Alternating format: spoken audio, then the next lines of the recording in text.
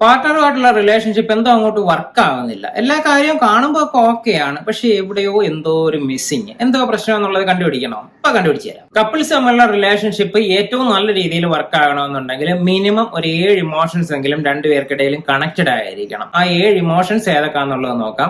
നിങ്ങൾക്കിടയ്ക്ക് അതിൽ ഏതൊക്കെയാണോ മിസ്സിംഗ് ആയിട്ടുള്ളത് അത് ഐഡന്റിഫൈ ചെയ്ത് അതിന്റെ സൊല്യൂഷനിലോട്ട് പോയി കഴിഞ്ഞാൽ നിങ്ങൾക്ക് ഹാപ്പി ആയിട്ട് പോകാമെന്നുള്ളതേ ഉള്ളൂ. അപ്പൊ ഞാൻ ഓരോരോ കാര്യങ്ങളായിട്ട് പറയാം. ഫസ്റ്റ് ഇമോഷൻ സേഫ്റ്റി, ഏറ്റവും ഇമ്പോർട്ടന്റ് ആയിട്ടുള്ള ഒരു ഇമോഷൻ ആണ്.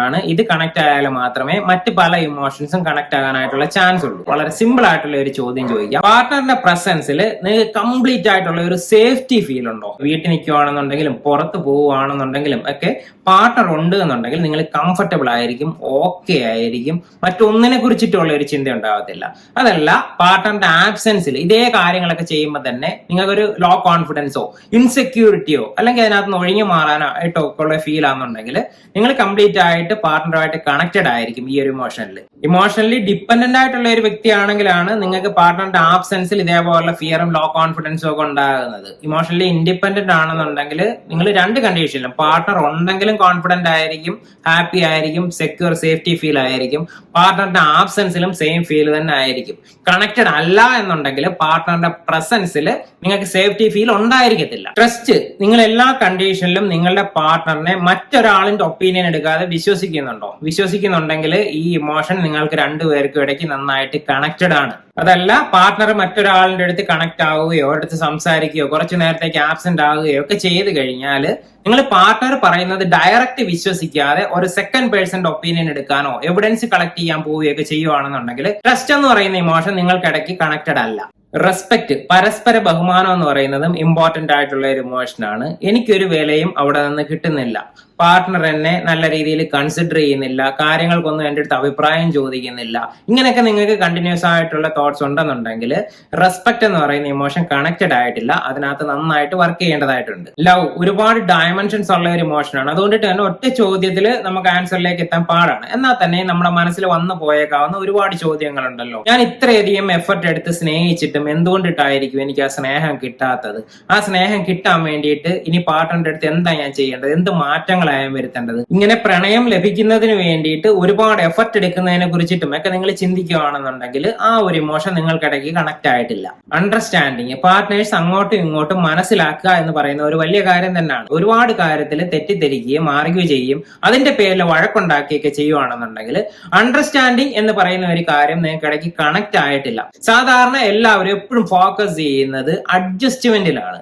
ഒരിക്കലും രണ്ട് കപ്പിൾസിന്റെ ഇടയ്ക്ക് അഡ്ജസ്റ്റ്മെന്റ് എന്ന് പറയുന്ന ഒരു കാര്യം ഉണ്ടാകേണ്ടതേ ഇല്ല.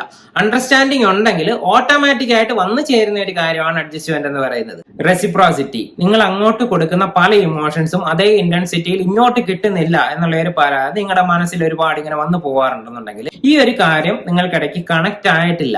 അത് ഈസി ആയിട്ട് പരിഹരിക്കാവുന്ന ഒരു കാര്യമാണ്. ഒന്ന് ചർച്ച ചെയ്താൽ മാത്രം മതിയാകും. ഇമോഷണൽ ഇന്റിമസി, ഫിസിക്കൽ ഇന്റിമസിയെക്കാട്ടിൽ ഇമ്പോർട്ടന്റ് ആയിട്ടുള്ള ഒരു കാര്യമാണ് ഇമോഷണൽ ഇന്റിമസി. ഫിസിക്കൽ ഇന്റിമസി കുറച്ച് നേരത്തേക്ക് മാത്രം ഉള്ളതാണെന്നുണ്ടെങ്കിൽ ഇമോഷണൽ ഇന്റിമസി എന്ന് പറയുന്നത് കോൺസ്റ്റന്റ് ആണ്, ലോങ് ലാസ്റ്റിംഗ് ആണ്, ഒരുപാട് നേരത്തേക്ക് നിലനിൽക്കും. അതുകൊണ്ടിട്ട് തന്നെ പാർട്ട്നേഴ്സ് കണക്ട് ആകാനായിട്ട് ഏറ്റവും നല്ലൊരു ഓപ്ഷൻ എന്ന് പറയുന്നത് ഇമോഷണൽ ഇന്റിമസി തന്നെയാണ്. ഇത് നിങ്ങൾക്ക് കണ്ടുപിടിക്കാനായിട്ട് പറ്റും. സോ ഞാൻ ചോദിച്ചു നോക്കുക, മനസ്സിൽ തോന്നുന്ന ഏത് ഇമോഷൻ ആയിക്കോട്ടെ, എന്ത് കാര്യം ആയിക്കോട്ടെ, ഇന്നർ മൈൻഡിൽ തോന്നിയ അതേപോലെ പാർട്ട്ണറിന്റെ അടുത്ത് ഷെയർ ചെയ്യാനായിട്ടുള്ള കോൺഫിഡൻസ് നിങ്ങൾക്കുണ്ടോ? എല്ലാം ഷെയർ ചെയ്യുമോ എന്നുള്ളതല്ല ചോദിച്ചത്.